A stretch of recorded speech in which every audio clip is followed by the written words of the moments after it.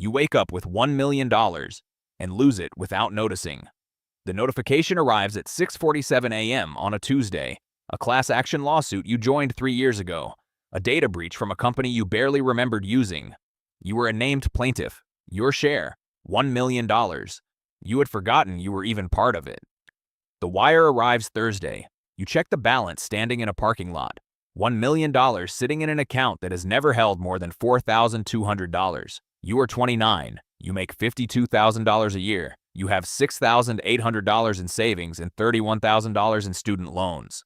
The money does not feel like winning. It feels like standing in the wrong room. You tell yourself 90 days, no moves. You make it 23. The loans go first. $31,000, gone in one transfer. This was right. The balance is $969,000.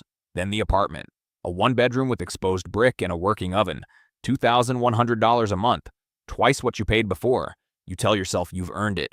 Then your sister calls, a boutique she's been trying to open for 2 years. You give her $60,000, no paperwork, no equity agreement. You tell yourself documentation would ruin the relationship. Then Portugal with friends.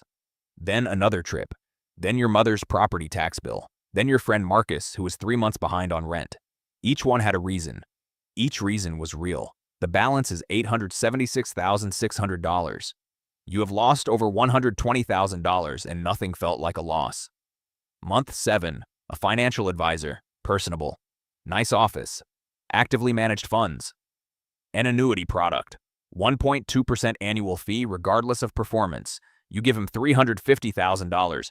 You do not ask if he is a fiduciary. You do not know to ask. You feel responsible for the first time since the wire arrived. Then a startup on LinkedIn, Clean Deck, mutual connections, $50,000 for 1.25% equity. You ask one person their opinion. They say it sounds interesting. That is your due diligence. 6 months later, the founder pivots. Your stake dilutes to nothing. Month 13, you finally run the full math on a Saturday afternoon. The portfolio is down 9%. You paid $4,200 in fees during a year it lost money. Your advisor does not mention this. Total assets, $795,100. You lost $204,900 without a single moment that felt like losing. Month 17, your sister's boutique closes. The $60,000 is gone. The apology is genuine and changes nothing. You look at your monthly expenses, $5,800 a month. Your salary covers $4,333 before taxes. You have been quietly subsidizing your life with the inheritance for over a year without calling it that. You call it that now. You liquidate the portfolio, move back to a studio, sell the furniture for 31 cents on the dollar, cancel the advisor, open a Vanguard account, put $600,000 into index funds at 0.04% expense ratio. The first structurally sound decision since paying off the loans. It is month 23. You are 32. You have $682,000, no debt, and a job that still pays $52,000.